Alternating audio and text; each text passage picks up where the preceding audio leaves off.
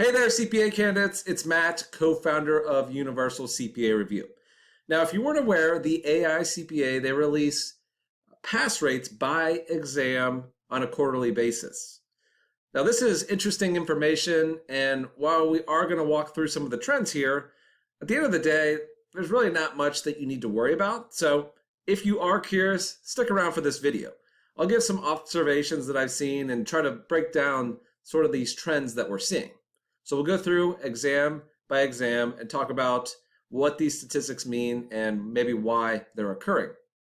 So starting with odd, we can see that in the second quarter, the pass rate was about 49%. Now that compares to 46.3% or 46.4% in the first quarter. So that's a fairly big increase. That's full 3%. And if you looked back over these statistics over the years, that doesn't happen very often.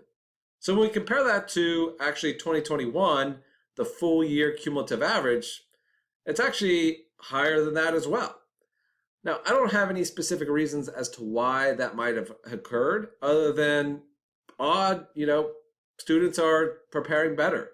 They're starting to understand the conceptual nature of audit and the importance of not memorizing, but instead trying to really think about audit intuitively.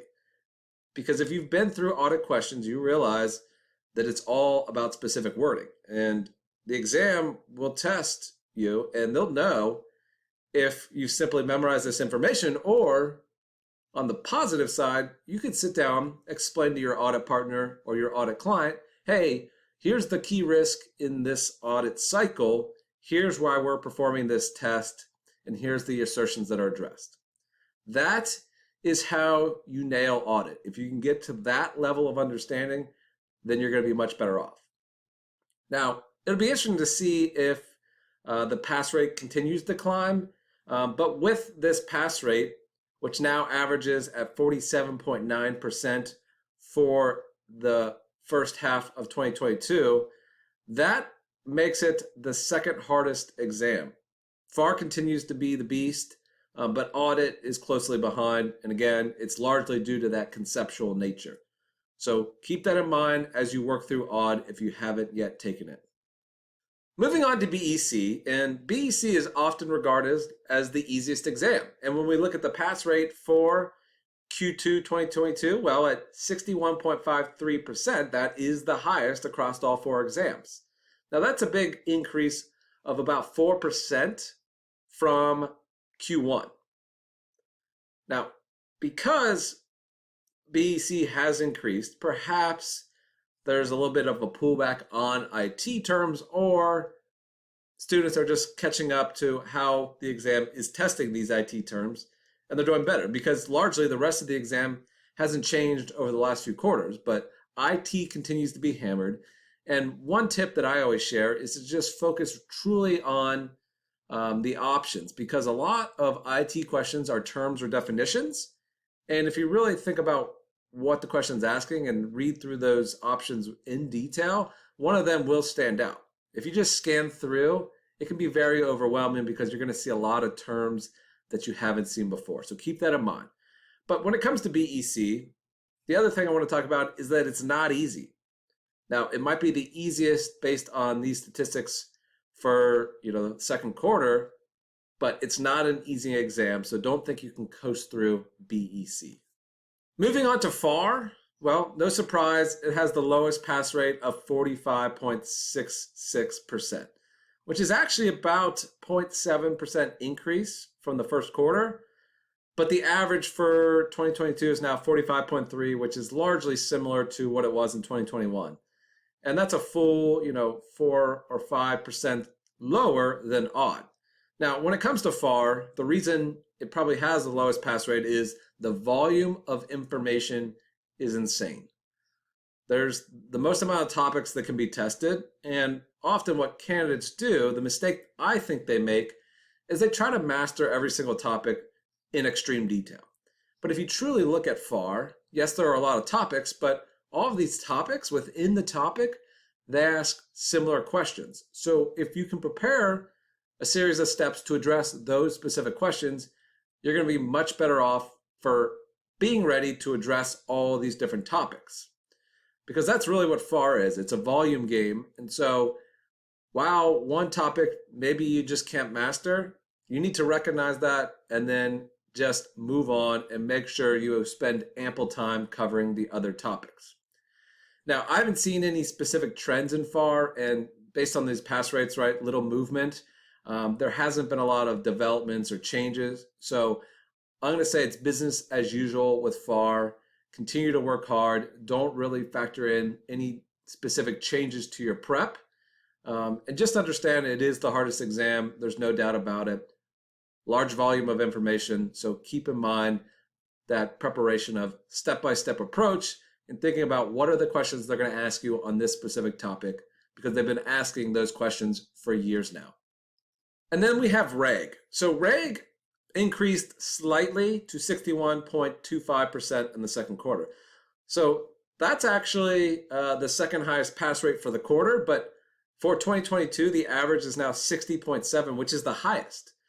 Now, a lot of candidates struggle with reg, and I believe it's because they get too focused on trying to memorize all of the specific dollar amounts for thresholds and limitations, instead of focusing conceptually on how does this fit into the larger tax picture.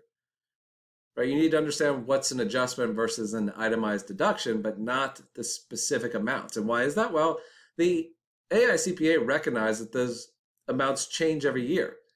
And any tax professional that's a CPA, well, they might end up having them memorized, but they're going to refer to the literature to make sure they have the right amount. They're not going to think back to, hey, I memorized that amount when I was studying for the CPA exam, because as long as it's been past a year, it's probably changed. Right? The other big topic to focus on is basis. Now, basis is broad because it, is across all different types of legal entities, but that is one of the biggest topics that spreads across reg, and you just need to have a solid understanding of that. The rest of it is important, but a large portion of your exam will focus on basis. Now, with these trends in reg, again, I don't see anything that causes me to believe that you should change your strategy, but also recognize that reg is difficult for people that just don't think like a tax professional. I myself was one of those. I did well on reg, but it took me a long time to really understand reg.